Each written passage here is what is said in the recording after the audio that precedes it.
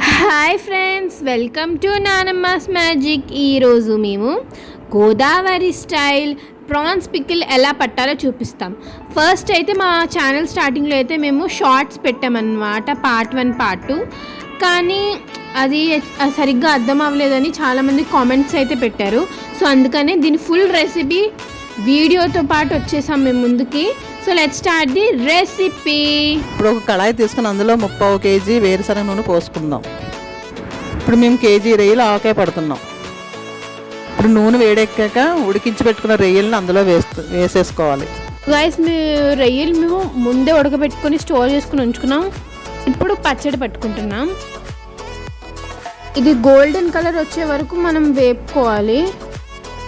So spices ఉంటాయి కదా, అవి కూడా ఏంటో చూసేద్దాం.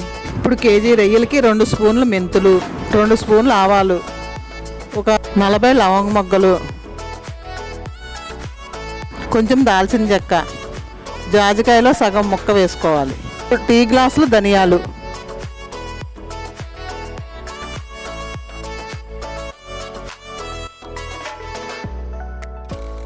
సో గైస్, మన ప్రాన్స్ అయితే వేగడం స్టార్ట్ అయిపోయాయి. చూడండి, అప్పుడే గోల్డెన్ కలర్ రావడం స్టార్ట్ అయింది.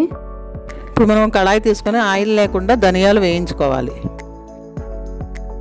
ఇప్పుడు ధనియాలు వేగిపోయినాయండి, వేరే ప్లేట్లోకి తీసేసుకుందాం. ఇప్పుడు మెంతులు ఆవాలు కూడా వేయించేసుకోవాలి. అలాగే మనం తీసుకున్న మసాలాలు కూడా అందులో వేసుకొని కొంచెం వేడెక్కాక కట్టేసుకోవాలి.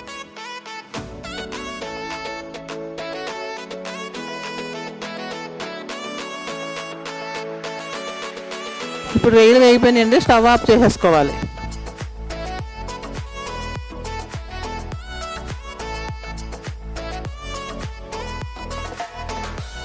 ఇప్పుడు మనం ఇందాక వేయించి పెట్టుకున్నాం కదండి, అవన్నీ పొడి చేసుకోవాలి.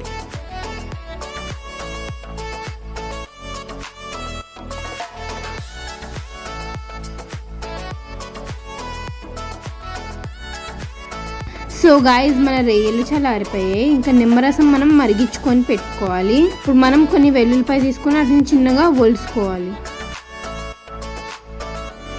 వెల్లుల్లిపాయలను కూడా కచ్చాపచ్చాగా గ్రైండ్ చేసుకోవాలి. ఇప్పుడు రొయ్యలు చల్లారిపోయినాయండి, మనం చేసుకున్న పొడులన్నీ వేసేసుకోవాలి. ఇప్పుడు కేజీ రొయ్యలకండి 2 టీ గ్లాసులు కారం వేసుకోవాలి. ఇప్పుడు ఒక 1/2 గ్లాసు సాల్ట్ వేసుకోవాలి. ఇప్పుడు మొత్తం అంతా కలుపుకోవాలి. ఇప్పుడు గ్రైండ్ చేసుకున్న వెల్లుల్లిపాయ పేస్ట్ కూడా వేసేసుకుందాం.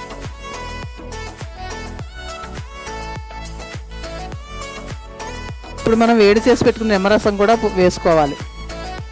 మనకి నిమ్మకాయలు చిన్నవైతే 10 కాయలండి, లేదా పెద్దవైతే 8 కాయలు సరిపోతాయి.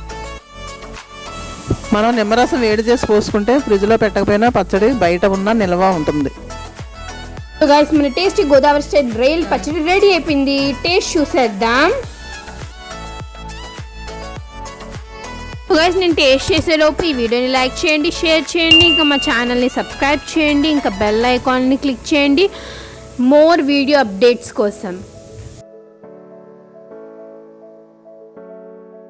గైస్ చూడండి, చాలా టేస్టీగా ఉంది. టేస్ట్ అయితే చాలా బాగుంది guys. Bye friends, we love you. Guys, ఎక్కడికి వెళ్ళిపోతున్నారు? ఇంకా వీడియోస్ ఉన్నాయి, అవి కూడా చూసేయండి.